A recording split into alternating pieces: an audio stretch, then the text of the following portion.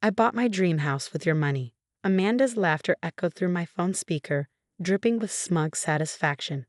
Thanks for being so trusting with those account details, sis. I guess being the responsible one doesn't always pay off. My name is Sofia Martinez, and at 35, I was standing in my kitchen listening to my sister-in-law confess to stealing my daughter's college fund. The fund I'd spent 12 years building, the one that was supposed to secure my daughter Lily's future.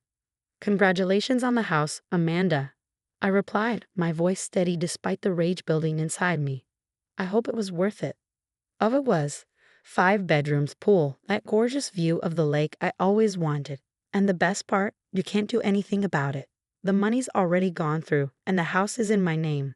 She paused, probably expecting me to break down or threaten her. Don't worry, I'm sure Lily can take up student loans like regular people. I ended the call and looked out my kitchen window, where my 12-year-old daughter was reading in her favorite spot under the old oak tree. Lily, with her father's dark eyes and my determination, had no idea her aunt had just tried to steal her future. But Amanda had made one critical mistake. She didn't know who really controlled that trust. You see, 5 years ago, when my husband Mark died in a car accident, his sister Amanda started showing her true colors. She'd always been entitled, the spoiled youngest child who got everything she wanted. But after Mark's death, she became obsessed with what she called her rightful share of his estate. What Amanda never understood was that Mark had been smarter than she gave him credit for. He knew his sister's tendencies, her history of financial manipulation. So when we set up Lily's college fund, we did it through a special trust with very specific conditions. I picked up my phone and called David Chen, our family lawyer. David, it's Sophia. Amanda finally did it. She accessed the trust account. There was a pause, then a low chuckle. Let me guess, she didn't read the fine print. Apparently not. Can you pull up the trust documents? I want to make sure everything's in place before we proceed. Already on it, David replied. You know, in 15 years of practicing law, I'd never seen anyone fall for this setup quite so perfectly. Your husband was a genius. He was right. Mark had structured the trust so that anyone attempting unauthorized access would trigger a series of legal mechanisms. The money Amanda thought she'd stolen wasn't actually Lily's college fund. That was safely secured in a different account. What she'd taken was the bait, a smaller account we set up specifically because we knew she'd try something like this eventually. My phone buzzed with another call from Amanda. I ignored it, watching as text messages started flooding in. Why aren't you freaking out? You're being weird about this. Did you hear me? I took your money. I smiled, remembering the day Mark and I had set this up. Amanda's going to try something eventually, he'd said, looking worried. She always does. We need to protect Lily's future. Now, 5 years later, his prediction had come true. But we were ready. The doorbell rang, startling me from my thoughts. Through the window, I could see Amanda standing there, perfectly manicured and wearing designer clothes that probably cost more than most people's monthly salary. Her new BMW was parked in my driveway, another symbol of her materialistic lifestyle. Lily, honey, I called out to my daughter. Can you go up to your room for a bit? I need to talk to Aunt Amanda. Lily gathered her books, giving her aunt a quick wave through the window before heading inside. As she passed me, she squeezed my hand, a gesture so like her father's it made my heart ache. I opened the door, and Amanda strutted in like she owned the place. Why aren't you upset? She demanded, throwing her expensive handbag onto my couch. I just took your precious daughter's college fund, and you're acting like nothing happened. Would you like some coffee? I asked calmly, moving toward the kitchen. I think we should discuss what happens next. What happens next? Amanda scoffed, following me. What's there to discuss? The money's gone. The house is mine. I just came by to see your face when reality finally hits you. I took my time preparing 2 cups of coffee, letting the silence stretch uncomfortably. Amanda had always hated silence. It made her nervous, made her talk too much, reveal too much. You know, I said, finally sliding a cup toward her. Mark always said you never read the fine print. Too impatient, he'd say. Too sure you knew better than everyone else. Amanda's perfectly penciled eyebrows drew together. What are you talking about? The trust you accessed? It wasn't Lily's college fund. That's somewhere else, somewhere you'll never find it. What you stole was the trust, Mark, and I set up specifically for you. A trap, you might say, for anyone attempting to steal from our daughter. The color drained from Amanda's face. You're lying. I saw the account details, the balance, everything. Did you read the trust conditions, the legal implications of unauthorized access, the penalties? I took a sip of my coffee, watching as understanding slowly dawned on her face. No, I didn't think so. You set me up. Her voice rose to a shriek. No, Amanda, you set yourself up. We just made sure you couldn't hurt Lily when you did. I pulled out my phone, showing her the string of text messages where she'd bragged about stealing the money. By the way, thanks for providing such detailed written confessions. David says it makes everything much easier. David? David Chen? Why is our lawyer involved? He's not our lawyer, Amanda. He's my lawyer. And right now, he's probably filing all the paperwork to start proceedings against you for attempted theft, fraud, and a few other interesting charges. Amanda's coffee cup clattered against the saucer as her hands began to shake. You can't do this to me, I'm family. Family doesn't steal from children, Amanda. But don't worry, we're just getting started. Would you like to hear what happens next? Amanda's face cycled through emotions, shock, anger, fear, before settling into the smug expression I'd seen too many times before. You're bluffing, she said, reaching for her phone. I'll call my lawyer right now. Please do, I replied, pulling out a thick folder from my desk drawer. While you're at it, ask them to explain this. I slid several documents across the table, watching as her eyes widened at the official letterhead. The trust agreement Mark had created wasn't just clever, it was bulletproof. Any unauthorized access would trigger an immediate transfer of property rights to the trust itself. In other words, Amanda hadn't just stolen money, she'd inadvertently signed her dream house over to us. This isn't possible, she whispered, frantically scrolling through her phone. The house is in my name. I have the deed. Check your closing documents, I suggested. Specifically, the part about property liens and trust obligations. You did read those before signing, right? Her hands trembled as she pulled up the documents on her phone. I could pinpoint the exact moment she found the clause. Her perfectly maintained composure cracked like thin ice. No, she muttered, her voice rising with each word. This can't be happening. Do you know what I went through to get that house? The strings I pulled. I thought about all the times Amanda had flaunted her wealth, her connections, her perfect life. How she'd shown up at Mark's funeral in a new designer dress, complaining about the depressing atmosphere. How she tried to convince me to sell our family home because Lily doesn't need all this space without a father. Actually, I said, reaching for another document, let's talk about those strings you pulled. The loan application you submitted, for instance, the one where you claimed to have assets you didn't actually own. Amanda's head snapped up. How did you? Mark kept excellent records, Amanda. Every time you tried to access his accounts, every document you forged, every lie you told, he documented all of it. Mark wouldn't, she started, then stopped, realization dawning. He never trusted me, did he? He loved you, I corrected. But love doesn't mean letting someone destroy themselves or hurt his daughter. My phone buzzed with a text from David. Everything's filed. Does she know about the recording yet? I smiled, remembering the day Mark had shown me his contingency plans. You need to understand something, he'd said, looking more serious than I'd ever seen him. Amanda won't stop at trying to take what's mine. She'll go after Lily's future too. We need to be ready. There's more, I told Amanda, who was still staring at her phone in disbelief. Remember that conversation you had with your friend Jessica last month? The one about how you plan to liberate Lily's college fund. Her head snapped up. You recorded me? No, Jessica did. Turns out she has a conscience. She sent me everything. The texts, the voice messages, your detailed plans to access the trust. She even documented your celebration lunch today, where you bragged about stealing from your niece. Amanda's perfectly manicured nails dug into her palms. Jessica would never betray me like that. Really? Check your social media. She grabbed her phone, pulling up Instagram. Jessica, her supposed best friend, had just posted a lengthy statement distancing herself from Amanda's actions, complete with screenshots of their conversations. You turned my best friend against me. Amanda's voice cracked. No, your actions did that. Jessica has a daughter too, remember. When she realized what you were planning, she couldn't stay quiet. The doorbell rang again, making Amanda jump. Through the window, I could see David standing there, briefcase in hand. That would be my lawyer, I said, standing up. I think it's time we discussed your options. Amanda's designer heels clicked against my hardwood floors as she paced. Options? What options? You've destroyed everything.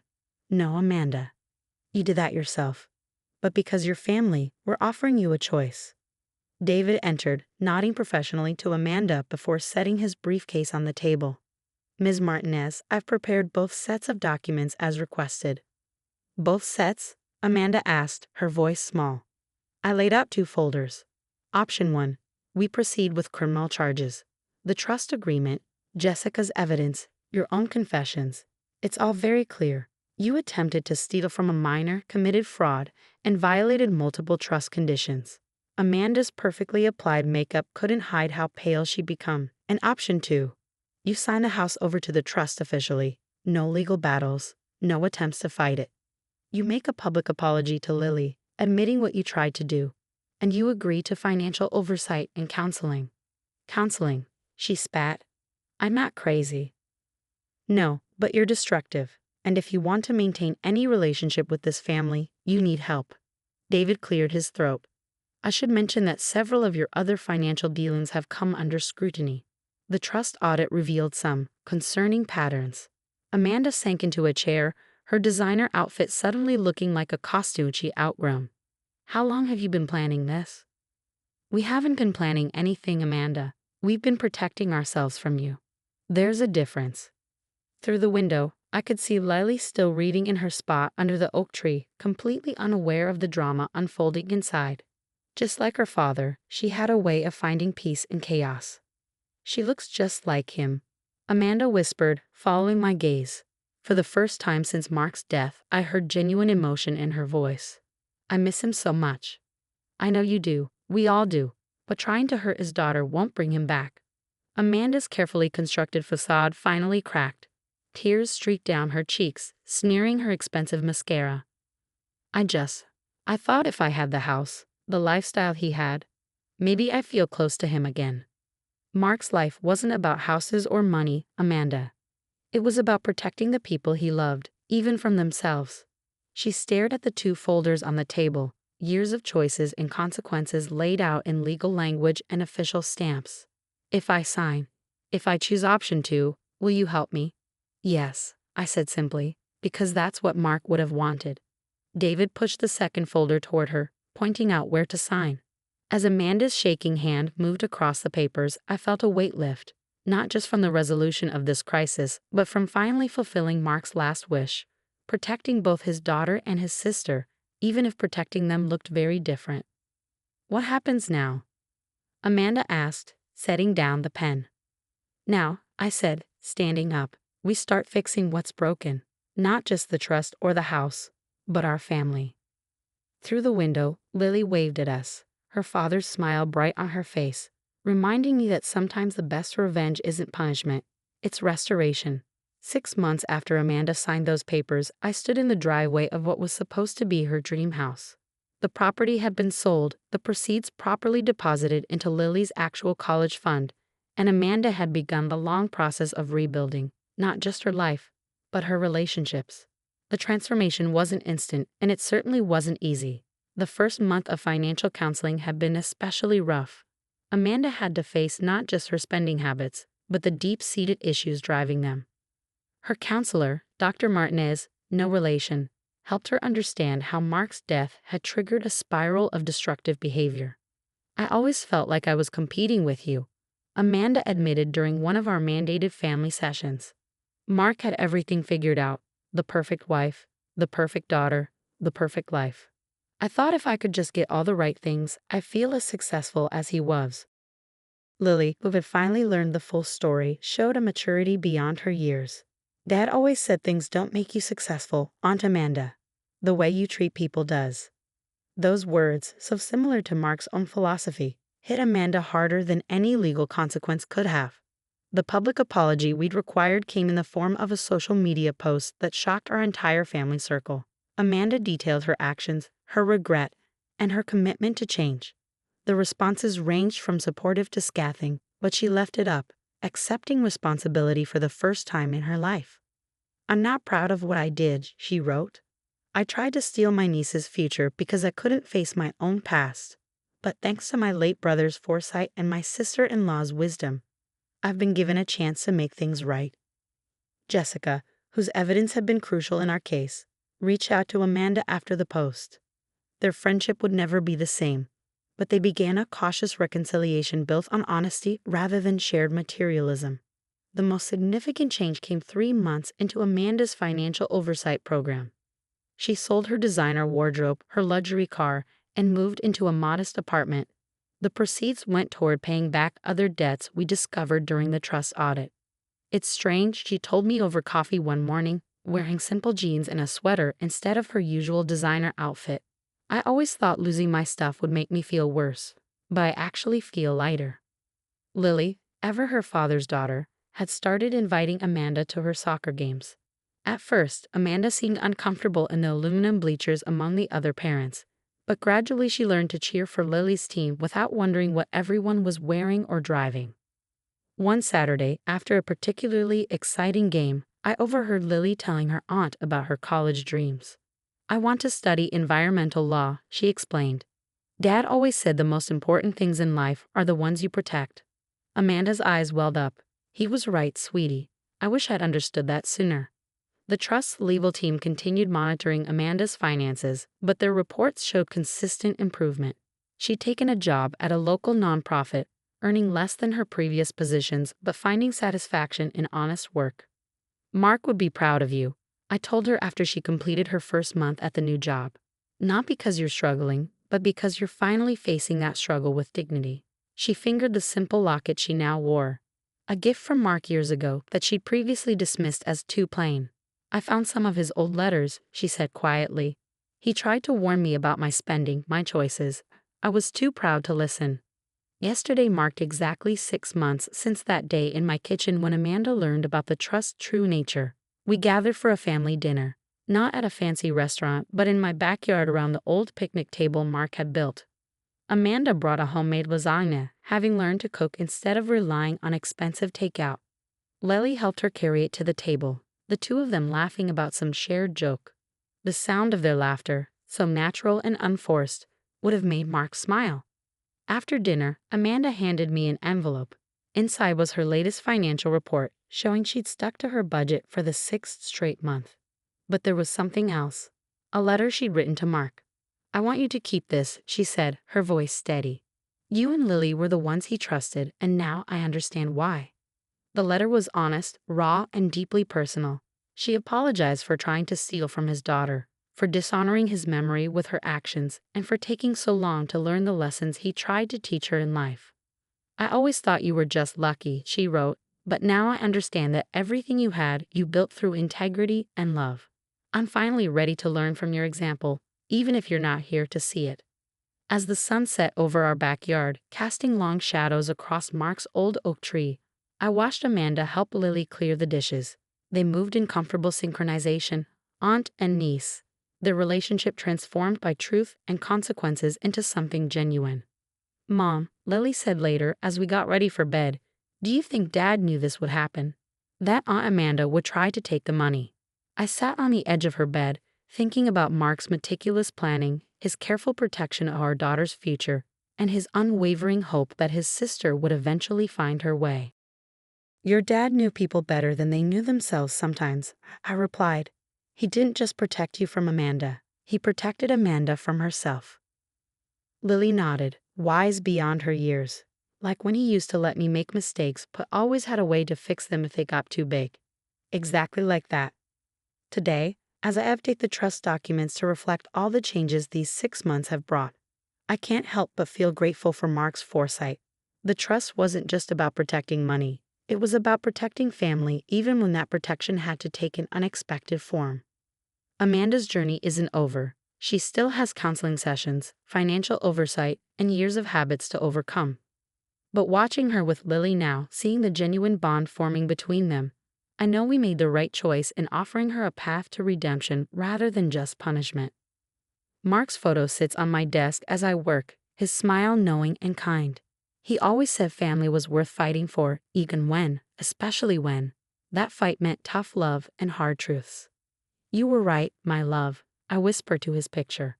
Sometimes the best way to protect someone is to let them face the consequences of their actions while leaving the door open for them to come home. Through my window, I can see Lily and Amanda planting flowers under the old oak tree, building something new in the shadow of what was lost. It's not the ending any of us expected, but maybe it's the one Mark hoped for all along.